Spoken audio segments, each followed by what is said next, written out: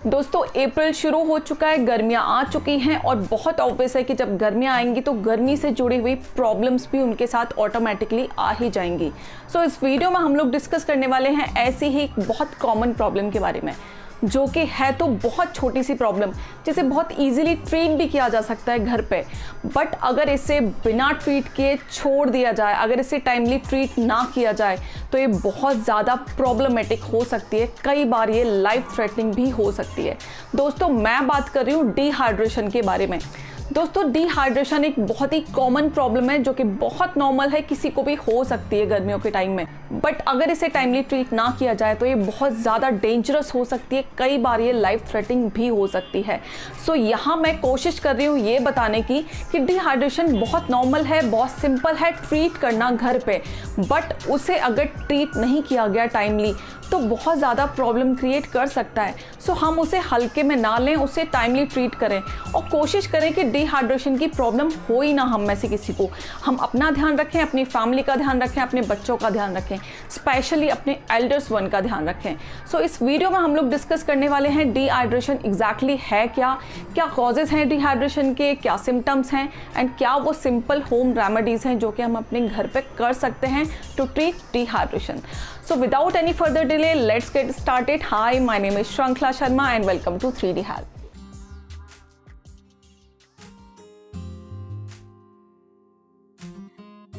So दोस्तों सबसे पहले हम जानते हैं डिहाइड्रेशन है क्या। हम सब जानते हैं कि हमारी बॉडी में वाटर की क्या इंपॉर्टेंस है। सो अकॉर्डिंगली हम लोग अपना वाटर इनटेक को भी बैलेंस करके रखते हैं। लेकिन जब ये बैलेंस डिस्टर्ब हो जाता है, यानी कि हम पानी कम पी रहे हैं और एग्जिट ज़्यादा हो रहा है, जहाँ हमारा वाटर इनटेक कम हो जाता है एंड एग्जिट ज़्यादा हो जाता है, कुछ केसेस में इनटेक तो प्रॉपर है बट एग्जिट ज़्यादा है, तो उस सिचुएशन को कहते हैं डिहाइड्रेशन। अब इसके बहुत सारे कॉजेस हो सकते हैं। कुछ कॉजेस में जैसे कि डायरिया हो सकता है। अगर किसी पर्सन को डायरिया है यानी कि लूज मोशन है तो डेफिनेटली उसमें डिहाइड्रेशन की प्रॉब्लम आ सकती है। वहीं अगर मैं बात करूं वॉमिटिंग की, तो वॉमिटिंग में भी सेम प्रॉब्लम है। वॉमिट के थ्रू सारा पानी बॉडी से बाहर जा रहा है। अगर हम टाइमली अपना वाटर इनटेक नहीं बढ़ाएंगे तो यही डायरिया और वॉमिटिंग हमारे लिए बहुत ज़्यादा प्रॉब्लमेटिक हो सकता है। वहीं अगर मैं तीसरे कॉज की बात करूं तो बहुत सिंपल है, फीवर। स्पेशली अगर बच्चों में देखा जाए तो जैसे जैसे फीवर बढ़ता है, बॉडी का टेम्परेचर बढ़ता है, वहीं हमारा वाटर जो हमारी बॉडी के अंदर है वो कम होने लगता है। उन केसेस में भी हमें अपना वाटर इनटेक बढ़ा देना है, अपनी डाइट में लिक्विड्स की अमाउंट को बढ़ा देना है। तीसरा अगर मैं रीज़न देखूं, जो सबसे कॉमन रीज़न है, हम लोग ज़्यादा से ज़्यादा वर्कआउट करते हैं ताकि हमारा वेट लूज हो जाए। यानी कि हम अपने वेट लॉस के लिए, फैट लॉस के लिए घंटों जिम में पसीना बहाते हैं।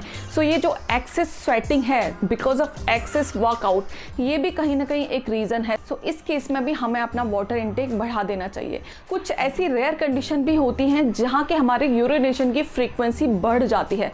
लाइक अगर कोई पेशेंट है और वो डाययूरेटिक्स ले रहा है, तो डाययूरेटिक ऐसी मेडिसिन होती हैं जो कि हमारे यूरिनेशन की फ्रीक्वेंसी को बढ़ा देती हैं। सो जब ये फ्रीक्वेंसी बढ़ रही है हमें अपनी लिक्विड्स पे फोकस करना है। वहीं अगर मैं बात करूं कुछ वेदर या क्लाइमेट चेंज की, अगर हम पर्टिकुलरली ऐसी किसी एरिया में रह रहे हैं जहाँ की बहुत ज़्यादा गर्मी है, जहाँ का टेम्परेचर बहुत ज़्यादा हाई है, तो हमें हर 2 घंटे में, हर 1 घंटे में कुछ ना कुछ लिक्विड अपनी डाइट में ज़रूर इंक्लूड करना चाहिए। So it depend person to person, place to place, वहाँ का एनवायरनमेंट कैसा है, वहाँ का क्लाइमेट कैसा है, आपकी बॉडी की रिक्वायरमेंट क्या है वाटर की, आप किस टाइप का एक्सरसाइज करते हैं, आप कितना वाटर इनटेक अपना बैलेंस करके रखते हैं, कैसे अपने वाटर इनटेक को मैनेज करते हैं, it totally depends on person to person. लेकिन फिर भी कुछ कॉमन चीज़ें हैं जो कि हमें ध्यान में रखनी चाहिए दोस्तों। सो अब हम बात कर लेते हैं इसके क्या सिम्टम्स हैं। अगर हम सिम्टम्स की बात करें तो इनके 3 तरीके के सिम्टम्स होते हैं। कुछ माइल्ड सिम्टम्स होते हैं, कुछ मॉडरेट सिम्टम्स होते हैं और कुछ सीवियर सिम्टम्स होते हैं। माइल्ड में अगर देखा जाए तो हमारी स्किन में जो चेंजेस होते हैं, लाइक हमारे लिप्स काफ़ी ड्राई हो जाते हैं, ड्राई माउथ की प्रॉब्लम होती है, हमारी स्किन काफ़ी पैची हो जाती है, काफ़ी ईचिंग होने लगती है, काफ़ी ड्राई और रफ हो जाती है, वो एक कॉमन सिम्टम्स है। और दूसरा अगर मैं देखूँ, हमें प्यास ज़्यादा लगती है, हम पानी कितना भी पी रहे हैं हमें फिर भी बहुत प्यास लगी जा रही है, हमारी प्यास नहीं बुझ रही है, वो भी एक कॉमन सिम्टम है। हमारे यूरिनेशन की फ्रीक्वेंसी कम हो जाती है और अगर हम अपने यूरिन के कलर को जज करें, थोड़ा सा एनालाइज करें, तो वो as comparison to the normal pale yellow colour जो कि यूरिन का नॉर्मली होता है, हमारे यूरिन का कलर डार्क हो जाता है, या तो डार्क ब्राउन हो जाता है या फिर डार्क पेल येलो कलर हो जाता है। सो ये चेंजेस आप अपने यूरिन में नोटिस कर सकते हैं, आपको ज़रूर नोटिस करने चाहिए। दूसरी तरफ अगर मैं देखूं, हमें कई बार डिजीनेस की प्रॉब्लम होती है, कई बार हेडेक की प्रॉब्लम होती है, कई बार हम अननेसेसरी इरिटेटेड रहते हैं। सो ये प्रॉब्लम भी कहीं ना कहीं डिहाइड्रेशन से ही कनेक्टेड है। वहीं अगर मैं बात करूं, कुछ पेशेंट्स में, हालांकि ये बहुत रेयर है, बट कुछ पेशेंट्स में नोज़िया एंड वॉमिटिंग की प्रॉब्लम भी देखने को मिलती है। सो ये भी एक क्लियर सिम्टम्स है डिहाइड्रेशन का। हम फिजिकल एक्सरसाइज कर रहे हैं बट हमें पसीना नहीं आ रहा है, तो ये भी एक क्लियर सिम्टम है कि हमारी बॉडी वेल हाइड्रेटेड नहीं है। सो इन सारे सिम्टम्स को अगर हम देखें तो इनको हम कभी भी अवॉइड ना करें, कभी भी नज़रअंदाज ना करें। अगर इन सिम्टम्स को देख के हमने अवॉइड कर लिया और इसको टाइमली ट्रीट नहीं किया गया तो धीरे धीरे हमारे बॉडी के ऑर्गन्स फेल होते जाएंगे और एक टाइम आएगा जबकि हमारा ब्रेन काम करना बंद कर देगा। और ब्रेन जब काम करना बंद कर देगा तो हम सबको अंदाज़ा है कि उसके बाद क्या होने वाला है। सो मैं ये कहना चाह रही हूँ कि ये जो प्रॉब्लम है बहुत ज़्यादा डेंजरस है, लाइफ थ्रेटनिंग हो सकती है। सो जैसे ही कुछ भी सिम्टम अगर आपको दिखता है उसे टाइमली ट्रीट करें और बहुत ईजी वे में घर पे इसको ट्रीट किया जा सकता है। सो अब हम बात कर लेते हैं कुछ होम रेमेडीज़ के बारे में जो कि इसके लिए बहुत ज़्यादा बेनिफिशियल हैं।